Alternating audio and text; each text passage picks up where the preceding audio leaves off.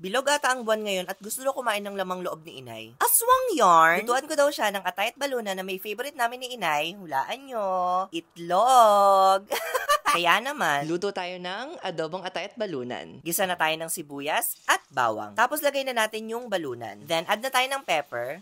And then water, mga 2 cups ang inilagay ko dyan. Pinapalambot ko pa yan mga 20 to 30 minutes. Nag-add ulit ako dyan ng tubig, mga 1 cup kasi gusto ni Inay yung may sabaw. Tapos add na tayo ng soy sauce and vinegar, mga 3 to 4 tablespoon and simmer lang natin yan ng mga 5 to 8 minutes. Tapos add na natin yung atay, hinuli ko yan kasi madali lang naman yan maluto. Then add na tayo ng oyster sauce, mga 3 to 4 tablespoon din. Then simmer natin ulit yan ng mga 3 to 5 minutes. Tapos nag-add din ako dyan ng 1 tablespoon of sugar and sili, optional lang naman yan, and salt. Haluin lang ulit natin yan and then add na natin yung favorite.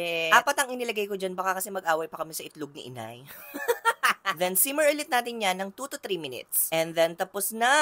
Luto na ang ating adobong atay at balunan with the powerful egg. Char. Iba talaga ang saya ni Inay kapag nakakakain siya ng favorite niya. Kaya kung gusto nyo ring sumaya, itry nyo na din! Uy, magluluto na yan!